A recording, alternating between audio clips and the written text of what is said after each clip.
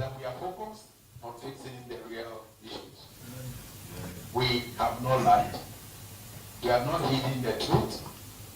We are transparent and about the challenges we uphold in implementing solutions that protect both the consumer and the future of our power sector. Ghanaians deserve better than misleading soundbites from the minority. All they need and what this government is committed is a stable electricity across the nation, sound economic decision, and long-term energy security. Let us not play politics with the power that lights our home, power our hospitals, and drives our industry. We are grateful for your time and thank you for coming. I will ask my brother, Honorable Kofi, to do the Twi translation, and then we will take questions from you. Thank you very much. This is the majority caucus of the Energy Committee. Now, you're from the assembly or the minority side of the Energy Committee. Some are working. Now, more saying there, we vote 2 million. His Excellency John Dramani Mahama, I brought you a campaign, okay, they be reset. As the government was taking bold decisions. Now, the current situation on the energy sector is there.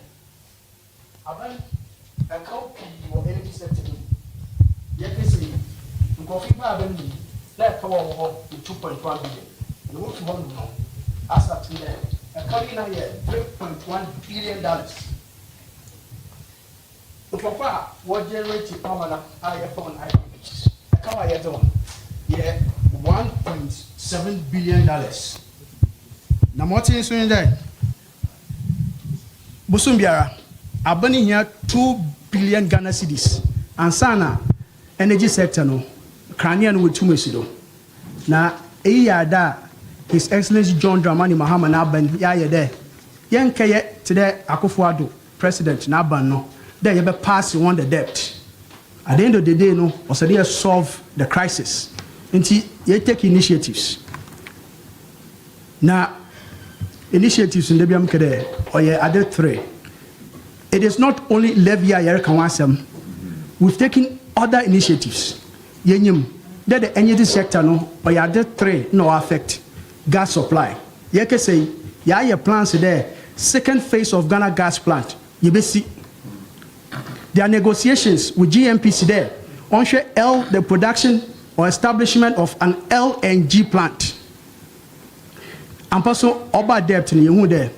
On Saturday, you 2 year pass 1 debt in sea. And now you did 1 Ghana city, Yadroba. Then you are now the 4. Yen you are not consent P. There you be, Yatum, Yembisa.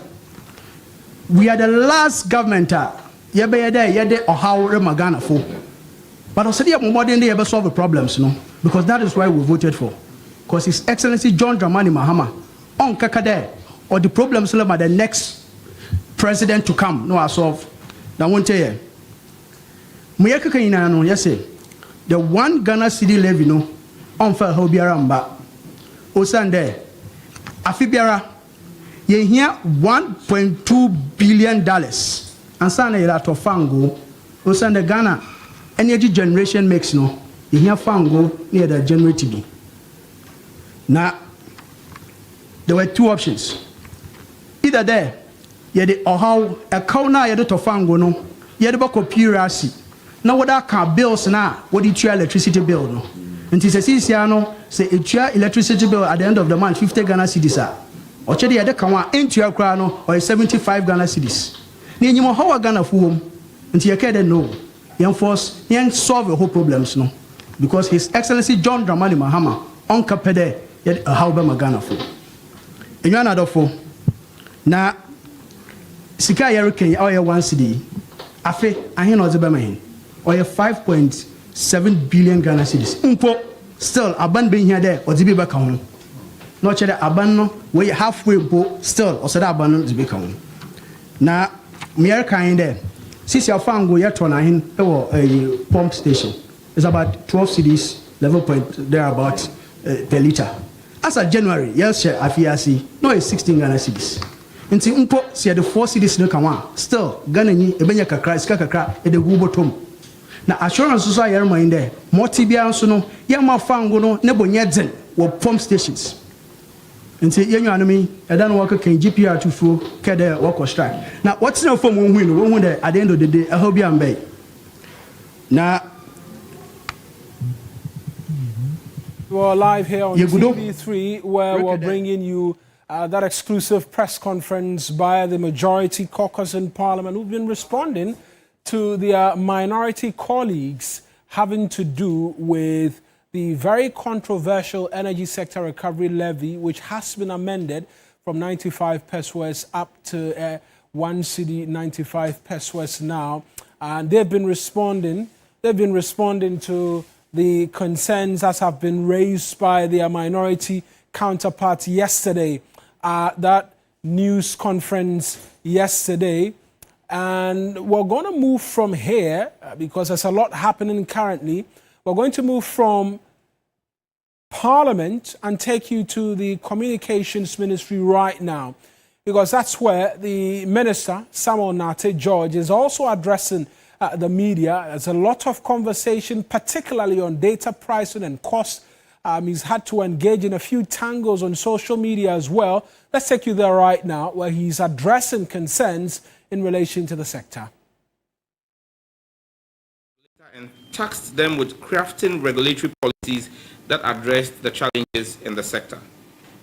In my second month, the regulator, after engaging with the mobile network operators, came up with proposals that curated specialized bundle solutions for tertiary students and content creators. We immediately set out to build a dynamic database for the two demographics. I held a meeting with all vice chancellors in the country to design a framework that allowed the networks to identify which numbers were used by tertiary students.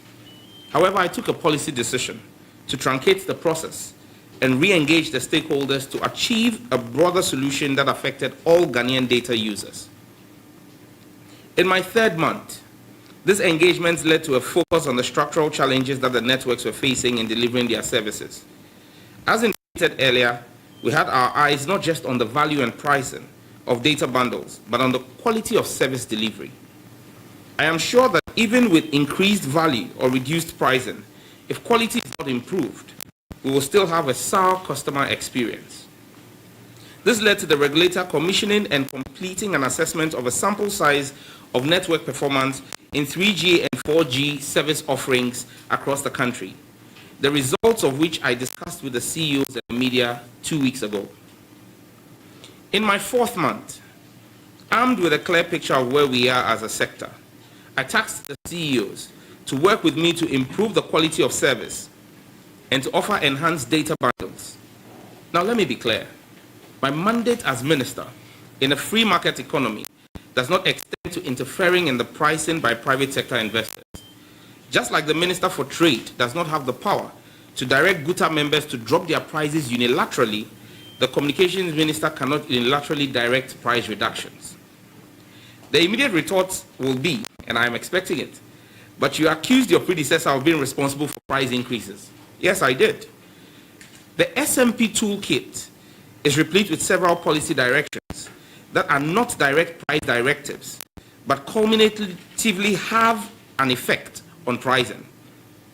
So a decision, for example, was taken by my predecessor to have CST collected forward would, for example, result in a pricing increase. So it was not a price directive, it was a policy directive that affects pricing. Another example would be the decision to declare MTN as an SMP and implement tariff rationalization, which resulted in an effective price increase by the operator, which the customers bore. However, these actions were not adequately and properly implemented, and they led to a situation where the SMP has grown by over 10% in market share, accompanied by quality of service issues due to the network configuration and congestion. To address the quality of service issues, I presented a memorandum to the Cabinet of Ghana aimed at making spectrum available to Mrs. Scancom Ghana Limited and Ghana Telecommunication Company Limited. The process of the spectrum sale is scheduled to be completed by the end of the first week in July. In the case of Ghana Telecommunications Company Limited, known as Telecel, I have given additional policy approval for the regulator to grant a connecting entity license, enabling the operator to optimize service using the 2100 MHz spectrum at the disposal of NGIC. This should result in a significant improvement in the quality of service and customer experience in the coming weeks. I want to reiterate my commitment to an engagement-led style of leadership that involves all my stakeholders, listens to their challenges, and works to address them in a manner that benefits the entire ecosystem. We need intense competition in the sector, but it must be healthy and sustainable. I am committed to value-added data bundle offerings, and most importantly, these policy actions will culminate in price reductions in the medium to long term. However, the recovery from 8 years of mismanagement cannot be completed in 4 months. To this end, I have mandated that all operators make critical investments in their networks to improve quality over the next quarter, that is from July to September. The regulator will commence a rigorous quality of service assessment in the final quarter of the year, October to December. Reverend Franco, rigorous quality of service assessment. Defaulting operators will be sanctioned. I will also, at this point, commend the CEOs of the 3 telcos for their pledged commitment to collectively invest approximately $150 million in their networks between now and the end of the year to enhance quality of service, either by acquisition of spectrum or introduction or acquisition of new transmitters and equipment. At this juncture, I am pleased to announce that my engagement with the CEOs have resulted in the following specific measures, which are to take effect from Tuesday, 1st of July, 2025. Airtel Tigo Ghana, AT Ghana. A 10% increase in all data bundles currently offered by the network. Additionally, the 400 Ghana CD bundle, which currently offers 195 gigabytes of data, will now offer 236 gigabytes of data. Ghana Telecommunications Company Limited, Telecel. Also, a 10% increase in all data bundles currently offered by the network. Their 400 Ghana CD bundle, which currently offers 90 gigabytes, will offer 250 gigabytes from 1st of July. Scancom Ghana Limited, MTN. A 15% increase in all data bundles currently offered by the network. And I'm pleased to announce the restoration of the 399 Ghana CD bundle, which currently has been changed to the 350 CD bundle that offers 92.88 gig, will henceforth be reinstated to 214 gig for 399 Ghana cedis.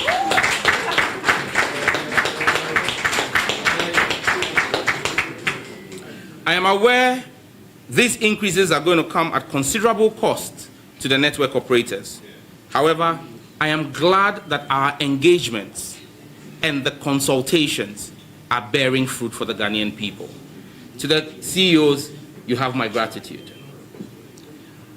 We have pledged our continued fidelity to the people of Ghana, who are the customers of the telcos. The implementation date of 1st of July is to allow the networks to recalibrate and reconfigure their systems to reflect the agreed upon value increases.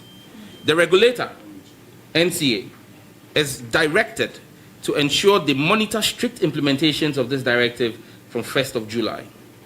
Where failure applies, sanctions should be applied. The changes on MTN are steeper than the 2 other operators, but this is as a result of MTN's SMP status. The ministry is committed to continue to working with the regulator and MTN to constantly review their SMP status and make the necessary adjustments once we achieve the market realignment that we seek with these measures.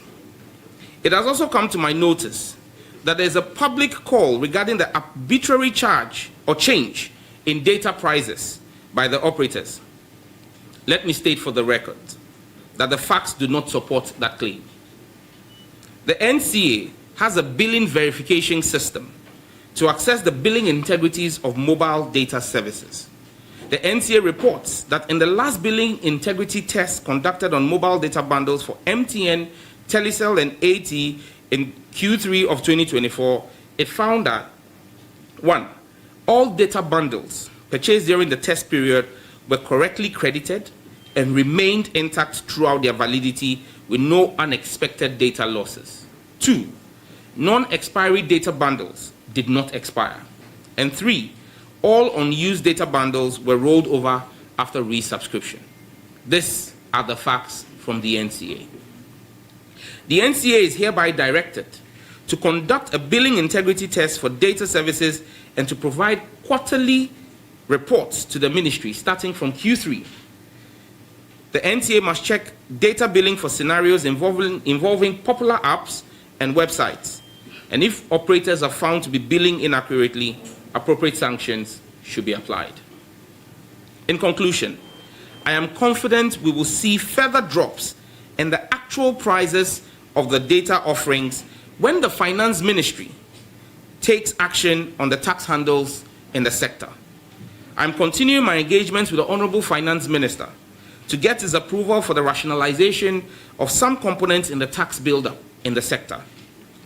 If we are able to have a proper rationalization of the taxes, we should see a drop in the almost 39% tax buildup in the price of data in the country. If that drops, we would insist that the telcos pass that on to their customers. Another area I am vigorously pursuing is with the Minister of Energy and Green Transitions and the Public Utilities Regulatory Commission. If we are granted a telecom tariff for the sector, it will lead to further price drops for offerings currently available. Because until they give us a telecom tariff, as the mining sector has, the cost of delivering the service will continue to be inhibitive. I remain committed to delivering on the mandate of the ministry as entrusted into my care by His Excellency the President. I will continue to engage robustly with stakeholders in the sector to protect their investments in Ghana and make Ghana a friendly destination for investment. But I encourage them to invest more. Ultimately, my heart is with the people of Ghana. I will serve you with heart, with sweat, and with blood. And we will fix the mess that I have inherited in this ministry. So help me God. Thank you for your attention, and God bless our homeland, Ghana.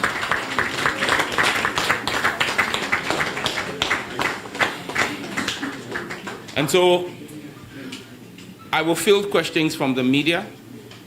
If there are any questions that anyone has on the announcements that have been made, I'll be willing and glad to take those questions. I'll take them in batches of 3.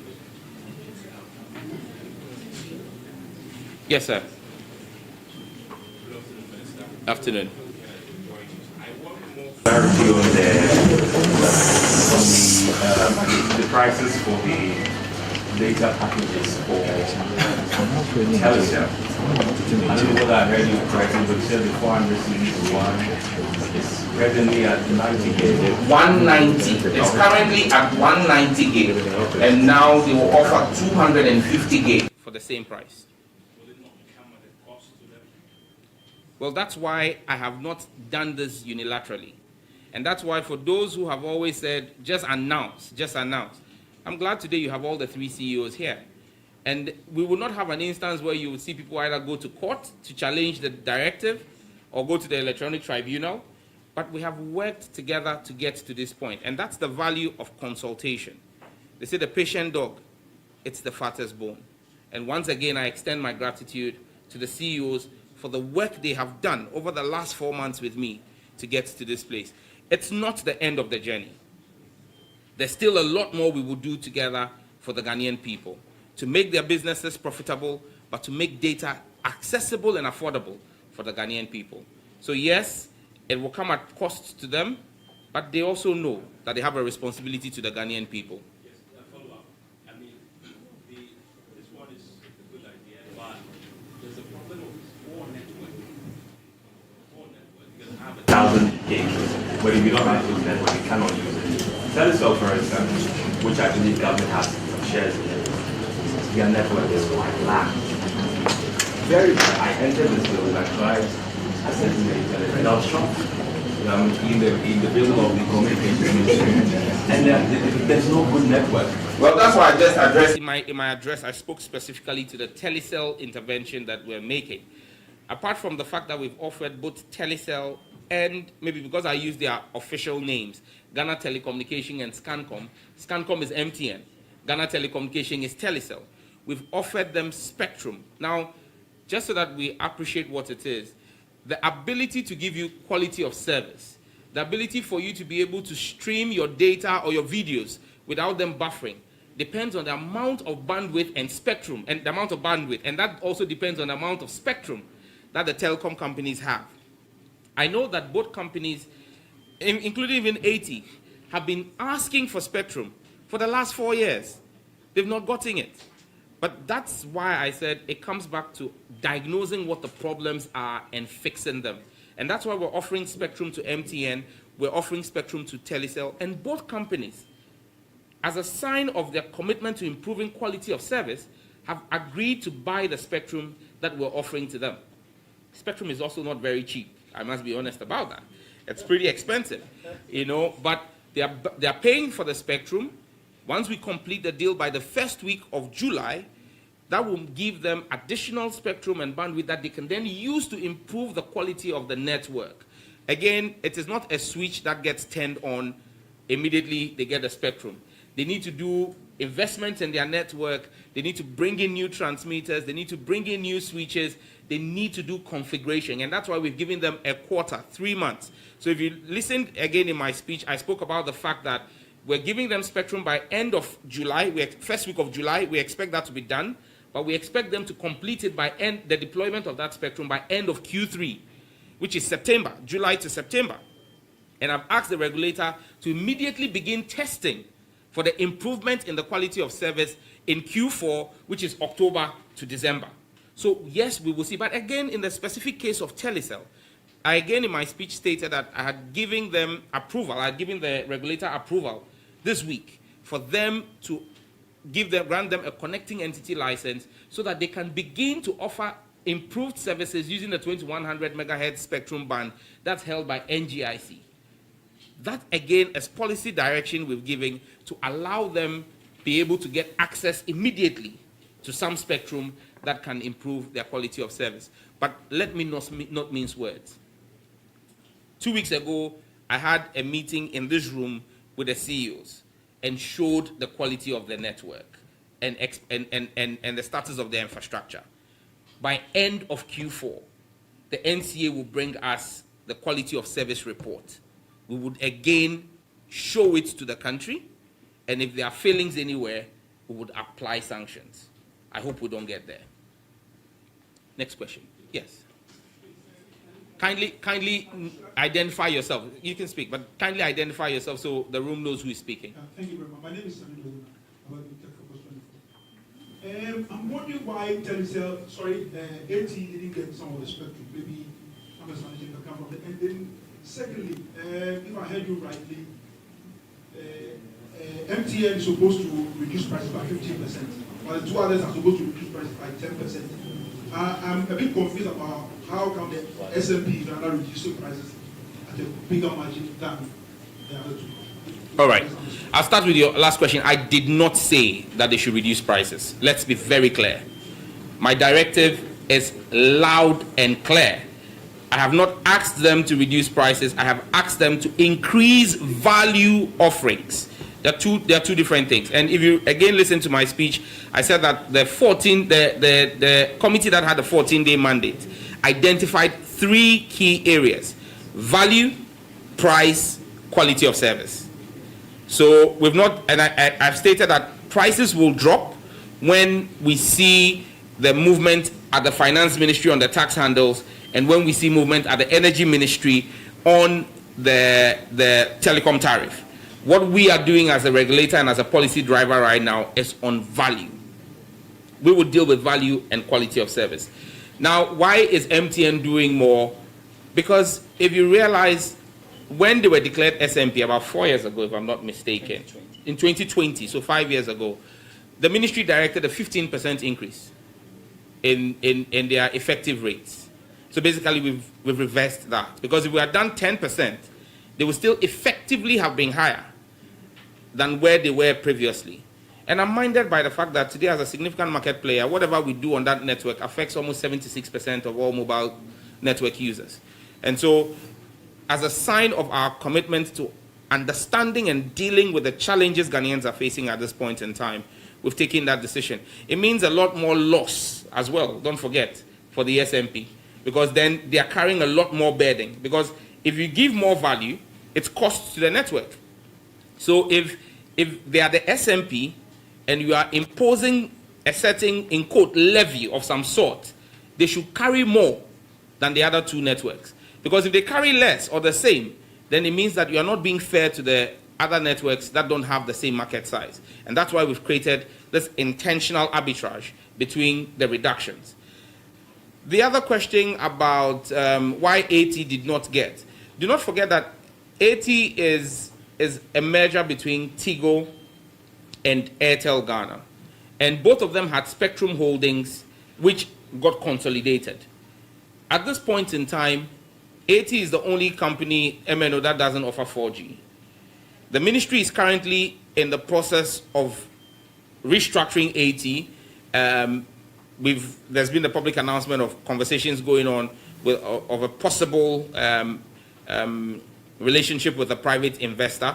And so it is important that you consummate that process before you begin the conversation about any spectrum addition, because then the new partners will want to do an assessment of what the asset holdings are today.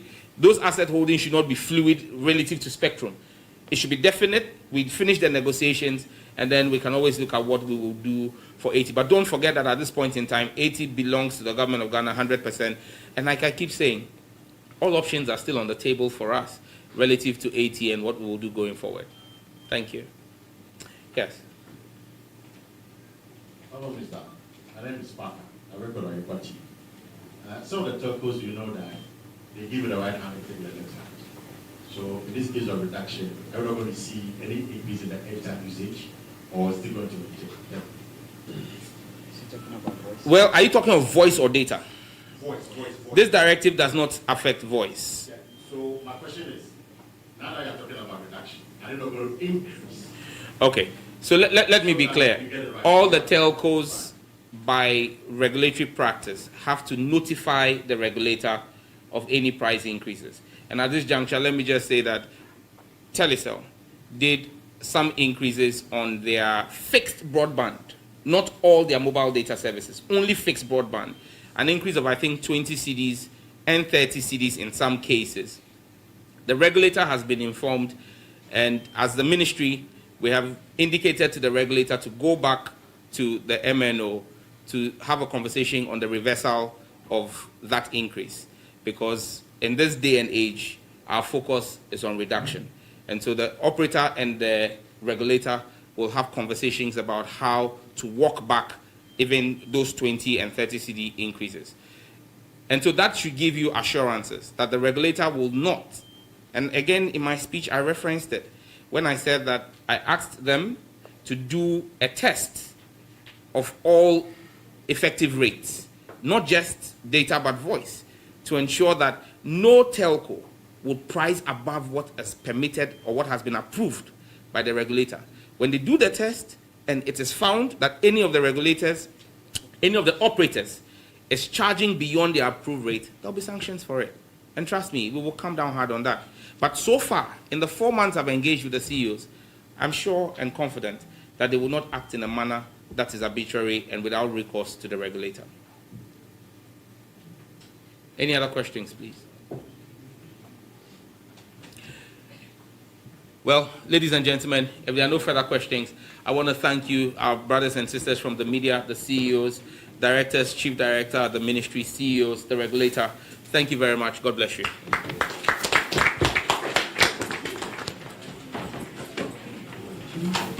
I'd love to meet the CEOs in my office. And so, pleasant news for many of you watching, either on Twitter, on Facebook, Instagram as well, where we're streaming this news conference by the Minister for Communications and Digital Technology, Samuel Nate George. He's just announced reductions, or rather increases, in data packages offerings being offered by the telecom service providers. And so from the 1st of July, be prepared to see a spike in how much data bundle your network service providers are offering. And so I know off the top of my head, MTN 3 CDs, you get what? Is it 319 megabytes? That's expected to see a 15% increase. But let's take you there right now, where my colleague Judith Brown has an encapsulation of everything that's been happening.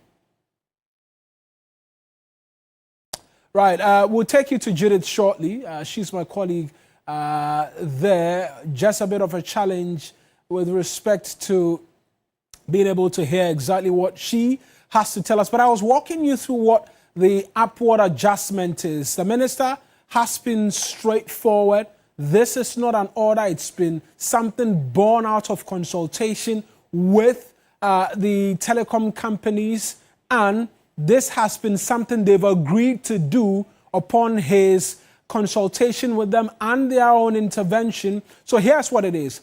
Telecel and then Airtel Tigo from the 1st of July are expected to increase the data offering by 10% from the 1st of July. With MTN, they're expected to do that by 15%. Let's take you there right now again and connect with my colleague Judith Brown. Still challenges with connection with her. But yes, MTN is 15% upwards increase in the value offerings on your data packages. Then there's the big bundle packages where 400 cities used to give you, amongst many other things, for both Airtel, Tigo, and then Telecel, in the ranges of, is it 90 to 100 gigabytes of data? Now, that is going to give you in excess of 200 gig of data, 240, 250 gig of data. We'll get the numbers for you, but there's been a significant bump in how much you're going to be getting when you buy 400 cedis worth of data. For MTN, it used to be 399 cedis where they were offering in excess of 200 gigabytes of data. That, when MTN was classified as a significant market player, was slashed from 399 cedis. It came to 350 cedis,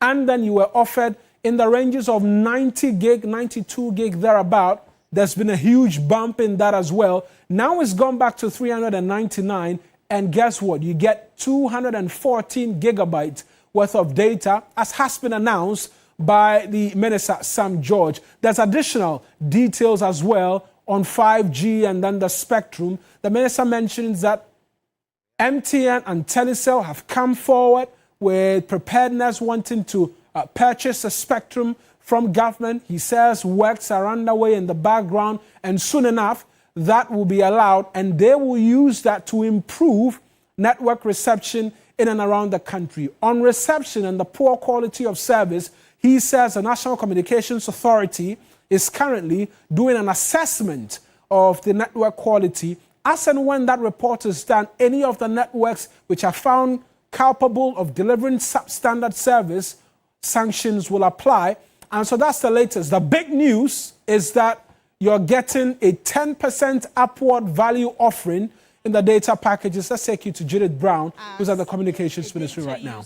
Right here in Ghana. And so basically a summary of what has happened here is that we're going to be getting more value for the amount we pay as data users and consumers currently in Ghana. For persons who use the Airtel Tigo network, you're going to be paying 400 cedis for 236 gig of data now. Previously, you'd get 118 gigabyte for that same amount. And so you're not paying less now, but you're getting more value for that same 400 cedis, being 236 gig instead of 118 gig. He also says that for telecell users, you're going to be paying 400 cedis for 250 gig now instead of the 190 gig that we paid previously. And if you're an MTN user, for the same, or for 399 cedis, you would be now getting 214 gigabytes, and previously you'd pay 192 gigabytes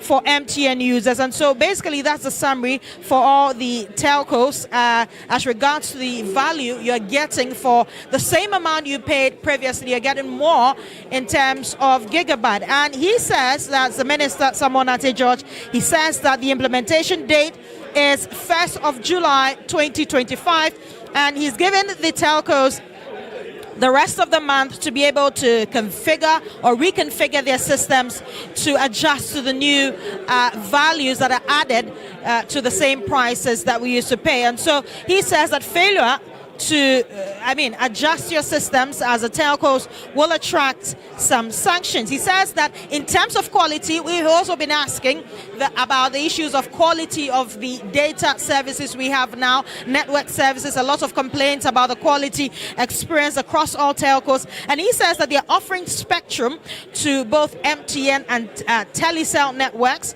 who have agreed to buy the spectrum. They say that they will use it to improve the quality of network, and then they will need to invest more in their network to be able to configure their systems to allow for better quality of service in terms of data and network. He said that 2 weeks ago he had a meeting with the CEOs and showed them the quality of the network currently we're experiencing as Ghanaians. And he says that by the end of Q4 of this year, the NCA will show the ministry the quality of service after this whole adjustment has been done. And he says that if the quality falls below belt, there will be sanctions that would be applied. So basically, we're expecting that from 1st of July 2025 this year, we are expecting that consumers and data users are going to be paying the same amount but getting better quality, better value for that amount they pay. So 400 cedis, you're going to be getting more in terms of gigabytes if you are a data user. So that's what's been happening right here at the Ministry of Communication. We'll definitely get more details for you. Thank you very much, Judith. Bulletins. That's my colleague Judith Brown from the Communications Ministry. And if you're watching, you see on your screens immediately that we're taking you to the presidency because the police council has just been inaugurated. Let's take you there and listen to the president. Distinguished guests, fellow citizens, I almost said fellow Ghanaians again, fellow citizens, ladies and gentlemen. It is with a profound sense of duty and optimism that I welcome you to this solemn yet uplifting occasion, and that is the swearing in of the new Police Council of the Republic of Ghana. This moment marks not only a constitutional requirement fulfilled, but also a renewed commitment to strengthening the rule of law, protecting human rights, and reinforcing the very foundations of our democracy. We gather here not just to administer oaths, but to inspire hope in our institutions, the future of our police service, and above all, hope in the enduring power of justice to unite and elevate our nation. I extend my heartfelt congratulations to the newly appointed members of the Council, especially to Her Excellency, our Vice President. Your selection is no coincidence.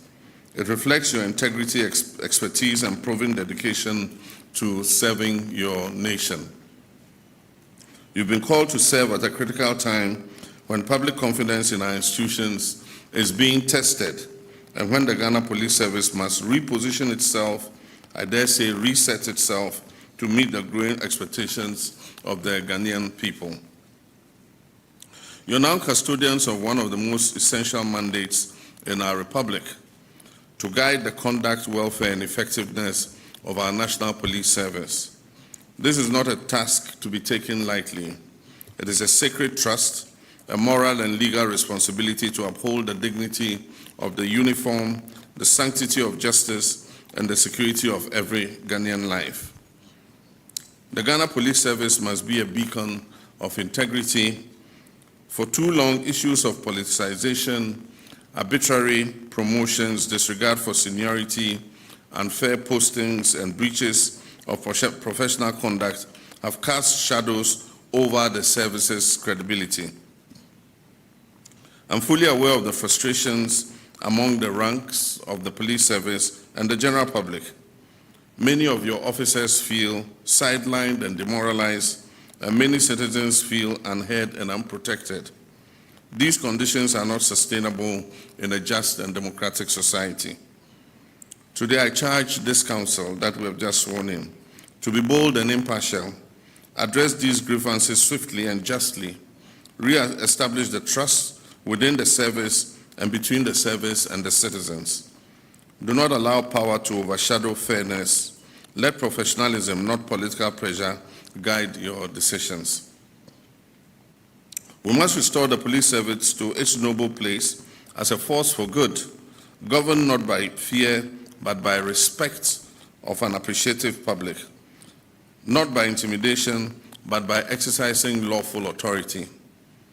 Ladies and gentlemen, security is not simply the presence of armed personnel on our streets. Proper security exists when citizens feel safe in their homes, on their streets, and in the hands of the institutions established to protect them. And that is why I emphasize a people-centered vision of policing, which is built on community partnerships, dialogue, accessibility, and empathy.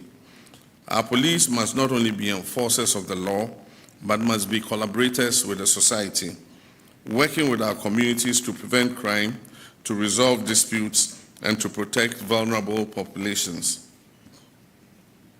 Let this council we've just sworn in support reforms that promote community policing, enhances accountability mechanisms, and provides officers with the resources, the training, and psychological support they need to serve honorably and humanely. The world around is evolving. Crime is becoming more sophisticated, ranging from cybercrime to human trafficking to terrorism and organized networks that transcend borders. And Ghana must not be left behind in this evolution. I urge this council to work with the police administration to strengthen intelligence gathering capabilities, modernize operations through technology, and ensure the recruitment and retention of well-trained ethical officers. We must also align the service with the government's reset agenda, prioritizing professionalism, digital transformation, and institutional renewal across all sectors, including security. Let our police service become a 21st century institution that is agile, accountable, and forward-looking. One cannot speak of reforms without addressing the welfare of officers. Our officers cannot give their best when they are demotivated, when they are underpaid, when they are poorly dressed, poorly housed, or working in substandard conditions. This council must lead the conversation on improving the conditions of service for all personnel, from logistics and accommodation to pensions and psychological support. The welfare of officers must be central to every policy you review or implement. Morale is not just about monetary incentives, it is about fairness, it's about recognition, institutional respect. Officers must see a clear path for advancement, free from favoritism and grounded in merit. And I wish to assure you that this council will have my support. We will soon undertake a massive retooling of the police service to provide you with the tools and logistics you need to fulfill your mandate. Let me commend the police management team for the successes you have chalked recently in the fight against armed robbery, and also your collaboration with your Nigerian counterparts in apprehending the kidnappers in Nigeria and bringing their Ghanaian victims safely back home. You also deserve plaudits for your apprehension of the killers of some mobile money merchants in Kumasi, Koforidua, and Aflao. Your arrest of the suspects in the Nsawam sandpit killing is also very much appreciated. Despite these successes, there is much more to do. You must use top-grade police intelligence gathering to unravel some of the many high-level murders that have remained unsolved. You must also track down and arrest the gunmen who freely assassinate unarmed civilians in some of our conflict areas. We'll soon mount a massive exercise across the country to light up our cities. We'll install street lights in all major urban centers across the country. This will light up the country and assist you in your fight against crime at night. Dear Council members, the future of Ghana depends on the strength of its institutions. When institutions work, hope flourishes. When institutions fail, disillusionment takes root. We are a resilient people. Despite our challenges, economic, political, or social, our collective will to build a better Ghana remains unshaken. This Council must embody that will. Let your work send a signal to every corner of the country that fairness still matters and that justice still lives and that Ghana is still worth believing in. As President, I once again pledge my full support to this Council. You have my ear at all times when you speak. I'll support you to uphold justice, and the government will back you when you act to restore order, and the gratitude of the Ghanaian people will follow you when your decisions reflect fairness, integrity, and courage. I urge all arms of government, institutions, oversight institutions, and civil society to work in concert with this Police Council. When we act together, anchored on principle and driven by hope, there is no challenge we cannot surmount. This swearing in is more than just an administrative event. It's the beginning of a new covenant, a solemn promise to make Ghana safer, fairer, and more just. Remember that on this day, we chose to rise above cynicism and commit once more to building the Ghana we all believe in. A Ghana is one where institutions serve the people, not themselves. A Ghana where the police are respected because it's worthy of respect. A Ghana where justice is not delayed, not denied, and is never compromised. To the new Council members, I urge you to serve with distinction. Let your leadership inspire not fear but trust, and let your work be guided not by the shadows of the past, by the bright possibilities of Ghana's future. I congratulate you once again. May your tenure be successful and impactful and remembered as the turning point in the journey towards a more efficient and respected police service and a more secure and hopeful Ghana. May God bless the Ghana Police Service and may God bless our homeland, Ghana. Thank you.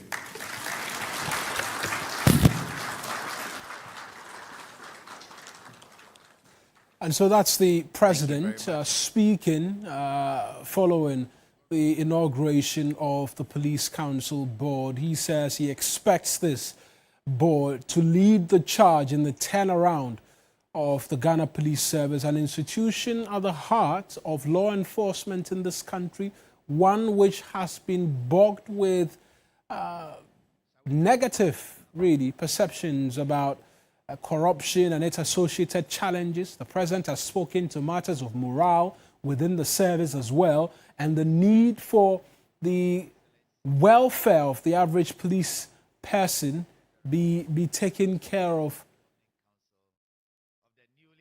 as well.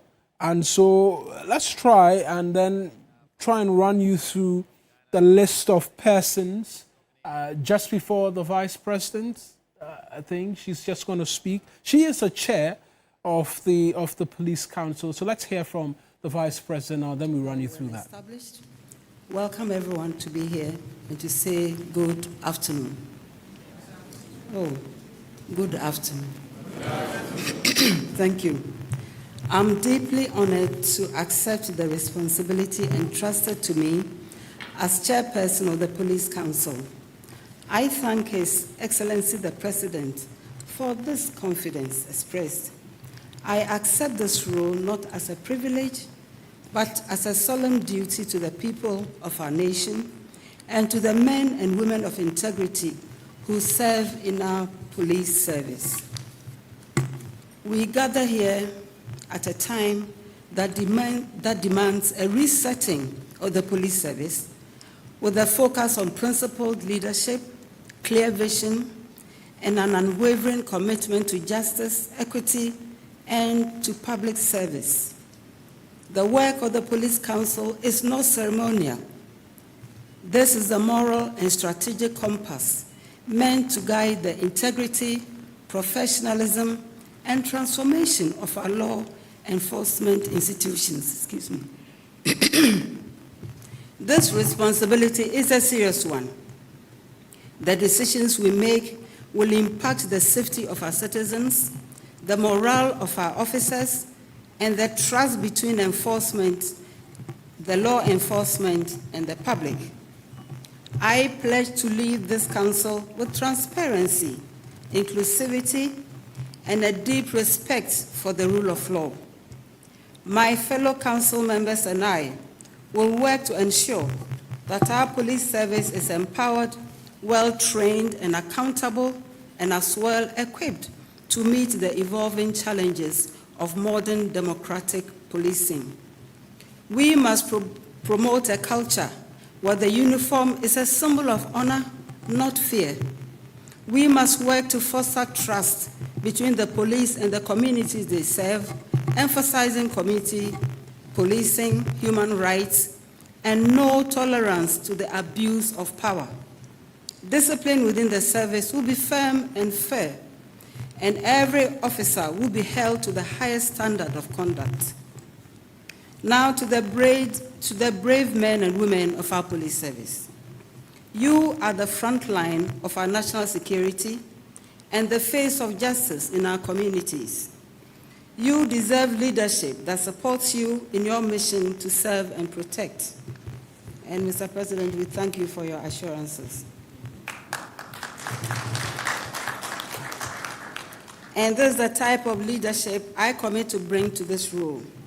Undue delays in promotions, unfair treatment, and discrimination, and as well, unjustified grievances will be put under scrutiny as part of our resetting agenda.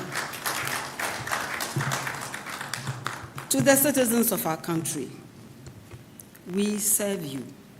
Your safety, your rights, and your confidence in our police service will always be at the center of our work. I trust that all of us will contribute to building a safer, fairer, and a more just Ghana. To my fellow council members, let us be united in purpose and bound by duty. The path ahead may be challenging, but I'm confident that with resolve, integrity, and collective wisdom, we will rise to the occasion as expected by our president. You didn't clap to that one.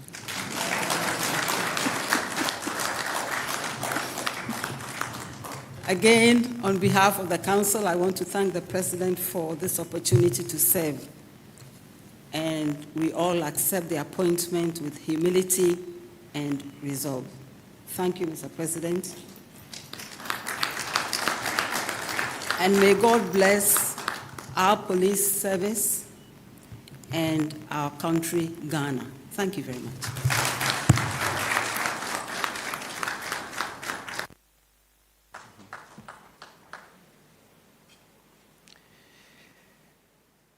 Thank you very much, Madam Vice President and Chairperson. The Vice President, who's the Chairperson of the Governing Council of the Ghana Police Service. Also on that Governing Council is the Minister for Interior, whom we've seen in the shot at some point in time, Muntaka Mohammed Mubarak, is a Member of Parliament for Asawasi. Then there's the IGP, Christian Tete Yohunu. There's the Attorney General, Dr. Dominic Krutinga Ayeni. Then there's a lawyer nominated by the Ghana Bar Association, Daniel Usu Nyampong.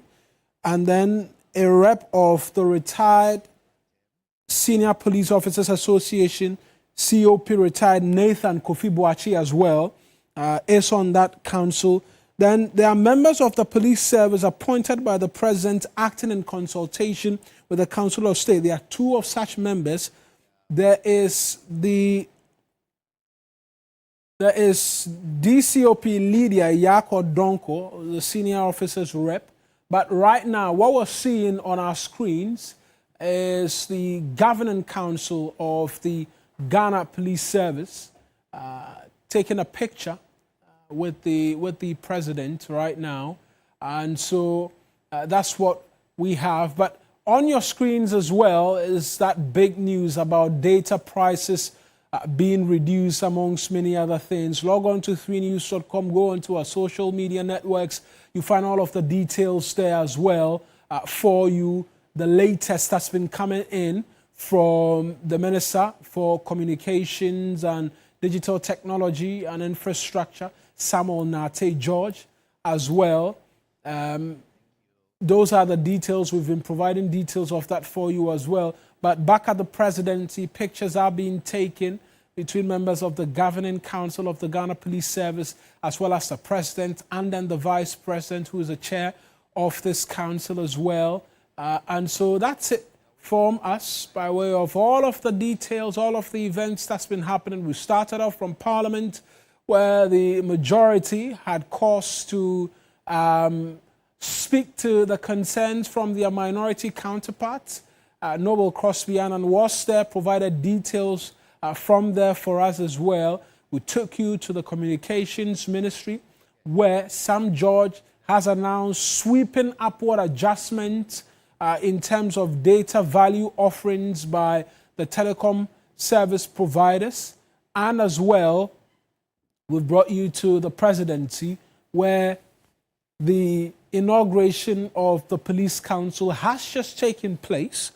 We've heard speeches from both the president and then the vice president, who's the chair of that council. I just want to run you again briefly, but that's the big news on your television, your phones, if you're streaming on Facebook or Twitter, now known as X, or Instagram.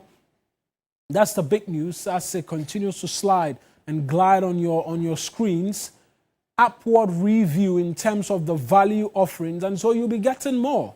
I was trying to paint a picture for you as to if you really pick your phone and you're using any of the USSD services to procure data, you're expecting from the 1st of July to see a 10% upward adjustment in terms of the data package. The amount you pay remains the same, but how much data you're going to get, you're going to get 10% on Telecel, 10% on Airtel Tigo, and with MTN, you get 15%. The minister has explained that that has to do with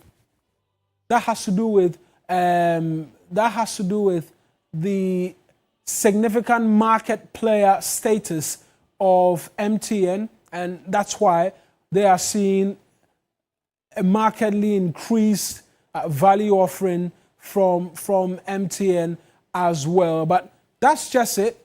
And there's a bit more we'll bring to you as well if you stay with us here on TV3, and bring you a bit more details as well. But we just want to touch base briefly with my colleague Noble Crosby Annan as well, who is joining us right now with a bit more from that majority press conference. Crosby, do it for us in a minute. What did the majority say? Well, essentially, Eric, the majority were responding to a press conference by the minority side in Parliament yesterday, and this is in relation to the Energy Sector Amendment Levy 2025. You know that yesterday, the minority raised some significant concerns over this levy. Number one, that it was sneaked into Parliament, and the entire process concerning this levy was done, like they put it, clandestinely.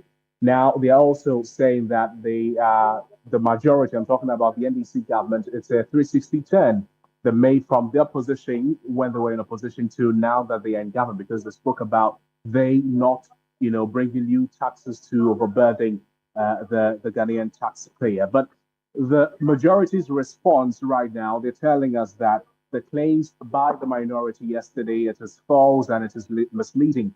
The claims are deliberate attempts to politicize a responsible policy decision. And that policy decision, they explain, that is aimed at securing the long-term sustainability of our power sector. We know that the power sector has been in the middle of a lot of national conversation, a lot of stakeholder engagement on how to be able to finally deal with the crisis. And I'm talking about the huge debt in the power sector. So they are insisting that the bill is very necessary. However, the concerns that the minority raised yesterday, they do not come into play at all, because this levy will not increase the current fuel prices at the pump. And they're also saying that fuel prices dropped significantly from somewhere around 16 cedis per litre in January 2025 to an average of 12 cedis per litre right now. And even with the 1 cedi levy, fuel remains significantly cheaper than it was earlier in the year. And they also want to reiterate that there will not be any increment in the prices of fuel, as the current market price still remains significantly lower than what Ghanaians were paying. If you're listening to what Kojopo Nkrumah said yesterday, that this increase will impact every sector of the Ghanaian life, because every sector that relies on transportation, we're talking about food, we're talking about regular transportation, amongst other areas that rely on transportation, that the impact will be felt. So the majority say that that will not happen. So relating to the fact that this bill was leaked into Parliament, they are insisting that the bill was discussed adequately with all members of the committees, with the various ranking members and the deputy ranking members present, all contributing to the conversation surrounding this bill even before it was brought to Parliament. So the argument that it was leaked into Parliament does not hold at all.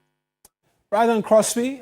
Many thanks. I appreciate those details from my colleague Noble Crosby Annan in Parliament for us with details of that majority press conference early on. That started really this long haul of live happenings in and around the capital, Accra. We started off from Parliament. He's been giving us details of the position of the majority, who say their minority counterparts are not being entirely truthful to Ghanaians on this latest energy sector recovery levy. Then we went to the Communications Ministry, where a lot of you will be excited about that upward review in terms of the value offerings on how much data you get. The value in terms of the amount you pay remains the same, but you get a bit more in terms of the data offering as well from these telecom service providers. For persons who love big data packages, that is even more value than you can ever dream of, because that is quite significant. And so the immediate reactions we've picked up from social media and then in persons in and around,